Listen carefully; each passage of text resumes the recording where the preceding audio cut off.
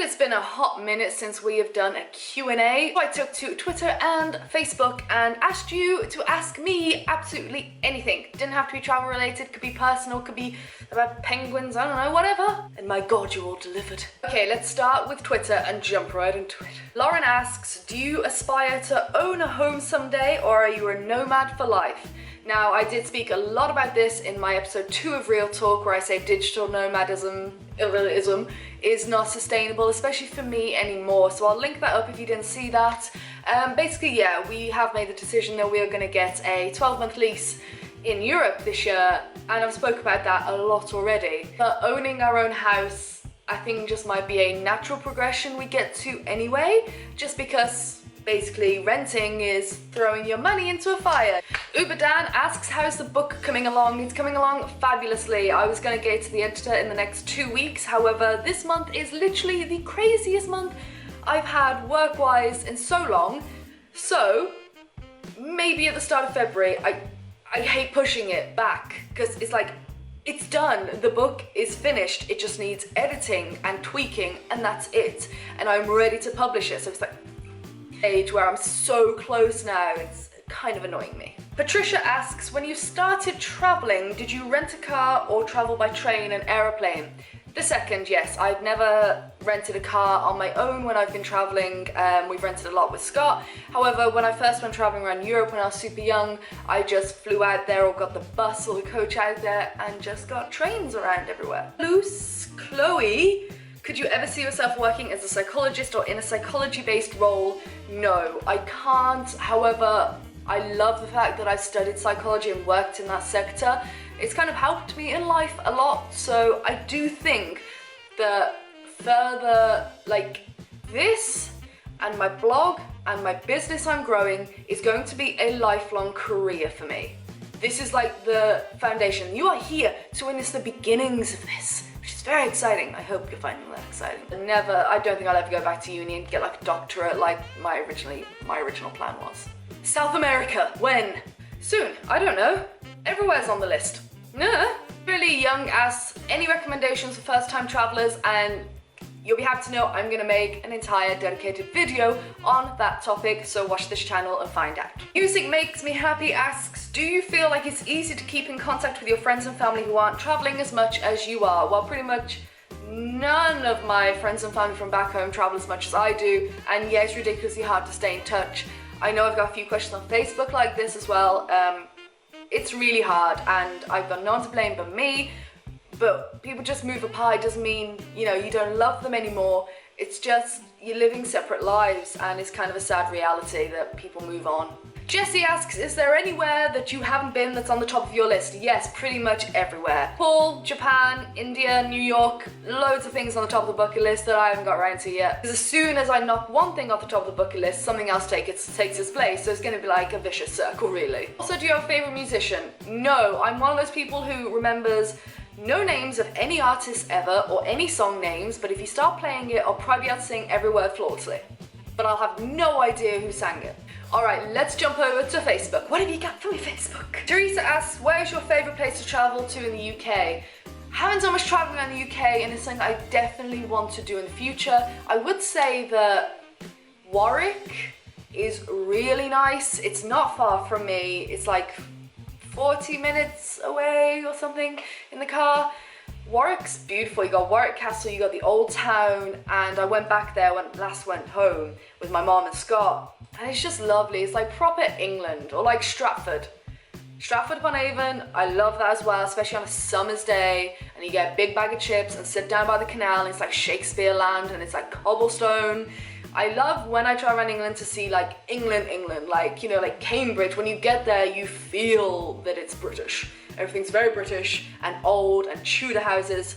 Love it. Sophie asks, how did you afford to travel before you became a full-time digital nomad? 3 words: working holiday visa, and a few more. Saving my butt off before I did that. It's kind of the natural progression. You save your ass off, save a few grand, you go out to Australia, you travel around, do your working holiday visa, start vlogging, then maybe go over to New Zealand, do the same again, and then by that point, hopefully, you'll be pulling in some income online and you can take it full time. Jimin, you asked a lot of questions. I'm going to answer the top one. How did you get cash for the Philippines? I've heard there aren't any ATMs. There are ATMs. We had no problem getting cash out. The bigger the city, the more ATMs. If you're going to go onto an abandoned island, there's going to be no ATMs. Just like anywhere. I don't know where you heard that there's no ATMs in the Philippines. It's a massive country. Not sure what everyone would do if there weren't any ATMs. You'd be fine.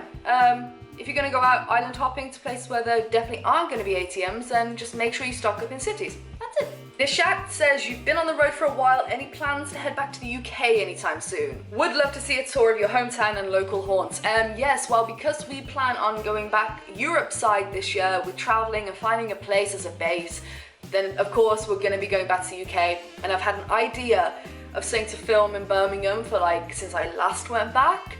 And I'm gonna make that a reality and kind of I'm not gonna give anything away, but yeah, there will be a video on where I grew up, definitely. Nitin asks, a quick one, Ali, how and what motivates you to keep doing what you're doing? Traveling is fun, but you've had your highs and lows, what keeps you going? Just understanding that life is full of bloody highs and lows, for one, accepting that change will always happen and you're gonna have to roll with it. And second, because I just simply love what I do. This month's tough with the amount of work I've got on, but I've just got to remind myself that what I'm doing, I love doing. And also, the life I am getting from it is a life I've always dreamed of. So, just ride out the highs and lows and just see the bigger picture.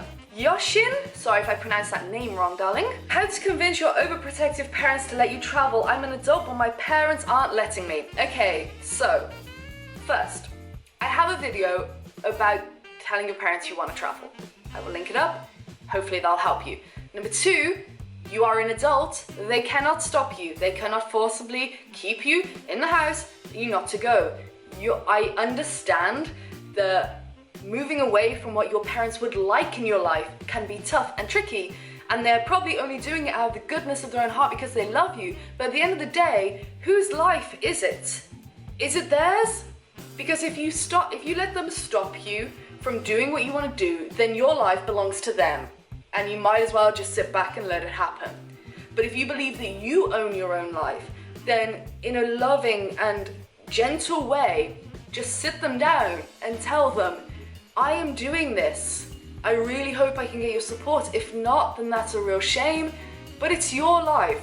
You start living it for other people, you're gonna quickly regret it. Manuel asks, how do I learn to fall asleep while flying? No coffee for a long time before you fly. Do not drink coffee. Certain pills that I am not going to recommend might help knock you out, or a massive sledgehammer. Seriously though, take earbuds, eye mask, and a neck pillow. Try and drown any sounds and light out. Try and get as comfortable as possible. Wear very loose clothing. Don't have any caffeine before you flight. And just try. Just honestly, stick your headphones in with a podcast, a really long podcast. That works for me and it just sends me off. It's not comfortable sleep, but it's better than nothing. Ooh, Ryan asks an intriguing question. At this stage in your life, if you got no more subscribers and only your subscribers could watch your videos, do you think you'd be able to make enough money to live? I'm guessing that's what you mean. No.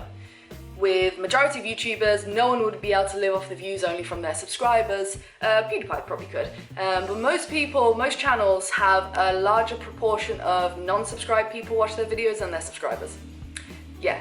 So most of my views don't come from my regular subscribers. You do make up a really good percentage, but a lot is from new people who just discover me or click away after and things like that. So no, I definitely wouldn't be able to support myself. Slight malfunction. I'm gonna end it on this question. Saksham asks, when are you coming to India and how do you afford to travel this much? So basically, yes. Question number one, we do plan on coming to India, kind of hopefully this year. Fingers crossed, we'll see how it goes. And two, I have basically, if you're new here, this is why I wanted to answer this question, and I get this question a lot anyway, but we've got so many new little psychos in the family now. It's crazy. Hello and welcome. I have basically built a business that I can take on the road with me, that basically to earn money, all I need to do is have my laptop, my camera, and an internet connection. But when I started traveling, I saved a crap ton of money, worked so hard at so many different jobs, went on a working holiday visa in Australia, went on a working holiday in New Zealand. That got me like many a year traveling around, earning money as I went.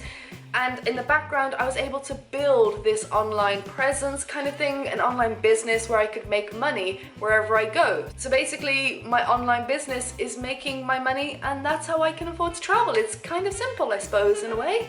I also have a Patreon where people can go and support me writing my book, and then in return they get a ton of like rewards, like postcards, Skype calls, exclusive private Facebook page where we can all chat. So, and once a month, as always, there is a shout out for all of them, so I'm going to do that now. A big shout out and thank you to Nicholas, Darren, Megan and David, Melissa, Sean, Bailey, C, Leanne and Duncan, Timothy, Gordon, Angus, Nicole, Gail, Chad and Rachel, Armin, Ali, Brooke, Aaron and Ariel, Sam, Debbie, Austin, Luke, Biff and Michael, Lauren, Linda, Jacqueline, Veronica, Caitlin, Morciano, Patron, Marka, Claire, Scott, Holly and David, Tabitha, Tanya and Liqua, Todd, Rick and Ronaldo, Synchronicity Spirituality, that's one hell of a name, Kayla, Terry, Emmy, Yannick, Aura, I'm just never, I need to give you a special name, I do. Laura Jane, Mo and Megan, Michael, Kelly, Sophie, Axel, Elizabeth, Jennifer, Shani, The Bearded Clam, yes! More names like that, please. Lisa, Natasha, Tristan, Benjamin John, Shelby, Rory, Erica, and Simon. Thank you all so much for your love and support this month. It honestly means the world. Keep checking out the Patreon Facebook page because now my book is getting to that point. I'm going to be releasing like chapters and like drafts for you to like read and clippings and stuff. If you're not a patron, you'd like to be there, I'll link it down below. Of course, it's not mandatory. It's just for those who want to support me writing my book. Anyway, a big thank you again to everyone, the new psychos, the old psychos, people who have been from the start and people who just subscribed today. Hi, thank you. Just being here and you viewing this video means a hell of a lot to me, so... Alright, I'm gonna shut up and go because this video is ridiculously long. Alright, Facebook, Twitter, Instagram and Snapchat, all at PsychoTraveller, links are down there, and I will see you on Friday. Bye-bye.